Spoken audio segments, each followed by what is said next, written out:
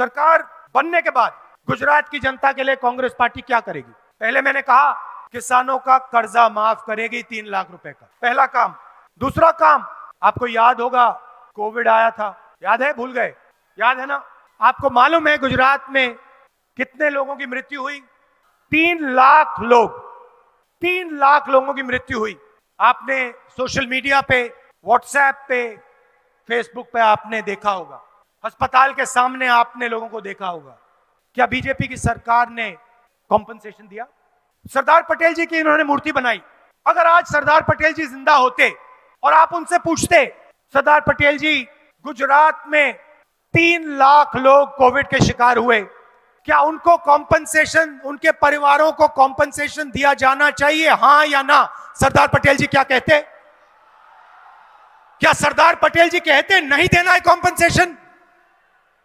सवाल नहीं उठता।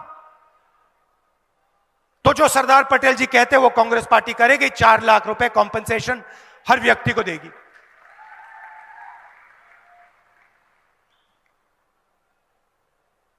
किसानों का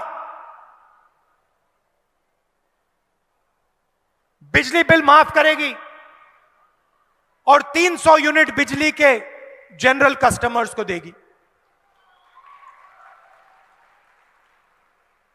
3000 इंग्लिश मीडियम स्कूल और लड़कियों के लिए मुफ्त में शिक्षा कांग्रेस पार्टी देगी। हजारों स्कूलों को बीजेपी की सरकार ने बंद किया है। सरदार पटेल जी की मूर्ति लगाई हुई है, हजारों स्कूल को बंद कर रहे हैं। तो हम 3000 इंग्लिश मीडियम स्कूल खोलेंगे और मुफ्त में लड़कियों को शिक्षा देंगे। और जो मिल्क प्रोड्यूसर्स हैं उनको 5 रुपए की सब्सिडी और गैस सिलेंडर जो आज 1000 रुपए का है वो हम 500 रुपए में देंगे। जो यूपीए के समय में 400 रुपए हुआ करता था, जो आज 1000 रुपए है।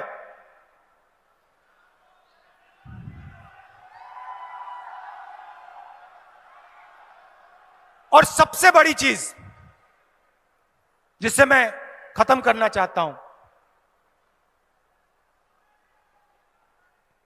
बेरोजगारी और महंगाई। मैंने आपसे कहा कि बीजेपी की पॉलिसीज ने, नोटबंदी ने, जीएसटी ने जो स्मॉल और मीडियम बिजनेसेस हैं, छोटे व्यापारी हैं, उनकी रीढ़ की हड्डी तोड़ दी है। भाइयों और बहनों, सच्चाई यह है कि 2-3 अरबपति इस प्रदेश को रोजगार नहीं दे सकते हैं। रोजगार कौन देता है? रोजगार छोटे बिजनेस, स्मॉल और मीडियम बिजनेस, व्यापारी और किसान देता है। और जब तक इनकी सरकार नहीं बनेगी, जब तक किसानों की, छोटे व्यापारियों की, स्मॉल और मीडियम बिजनेस वालों की सरकार नहीं बनेगी, जो सरकार उनकी पूरी मदद करे, तब तक इस प्रदेश में रोजगार पैदा नहीं हो सकता है। आप जितनी भी कोशिश कर लीजिए, अगर स्मॉल और मीडियम इंडस्ट्री मजबूत नहीं हुई गुजरात में, यहां पे रोजगार पैदा नहीं हो सकता। अगर बैंक के दरवाजे किसानों के लिए, स्मॉल और मीडियम बिजनेसेस के लिए, डायमंड इंडस्ट्री के लिए, टेक्सटाइल इंडस्ट्री के लिए नहीं खुले, तो यहां पे रोजगार पैदा नहीं हो सकता है। और गुजरात के जो युवा हैं भटकते फिरेंगे मगर उनको रोजगार नहीं मिलेगा। और कांग्रेस पार्टी का फोकस उन युवाओं को रोजगार देने पर होगा। पूरा का पूरा फोकस हम गुजरात के युवाओं को रोजगार देने में लगा देंगे और 10 लाख युवाओं को हम रोजगार देंगे।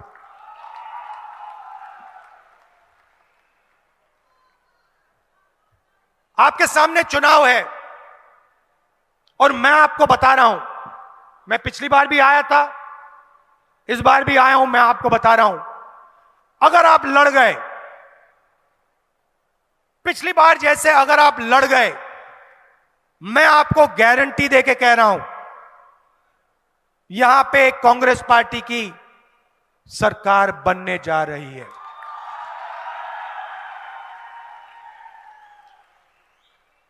आप देखिए, पिछले 5 साल में कितना भ्रष्टाचार हुआ है। आमतौर से क्रिकेट टीम में अगर एक प्लेयर फेल होता है, एक प्लेयर को हटा देते हैं। गुजरात की सरकार की जो टीम है, उसमें एक प्लेयर को नहीं, पूरी की पूरी टीम को हटा के फेंक दिया। मतलब ये जानते हैं कि पिछले 5 सालों में इन्होंने गुजरात के लिए कुछ नहीं किया, सिर्फ भ्रष्टाचार किया है, और गुजरात की जनता को यह सब दिख रहा है।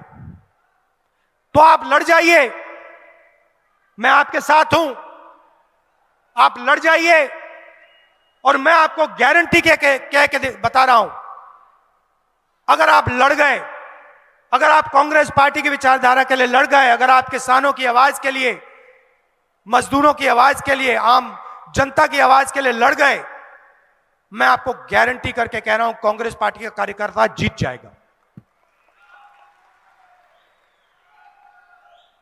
आप हमारी शक्ति हो, आप हमारी रीढ़ की हड्डी हो, और मैं दिल से आपका धन्यवाद करना चाहता हूं कि आप कांग्रेस पार्टी का झंडा उठाते हो, कांग्रेस पार्टी की विचारधारा के लिए लड़ते हो, और गुजरात में आपने बहुत बहुत मुश्किल सही है। मैं समझता हूं, दम लगा के लड़िए, गुजरात में कांग्रेस पार्टी को जिताइए, गुजरात की जनता की और अपनी सरकार बनाइए।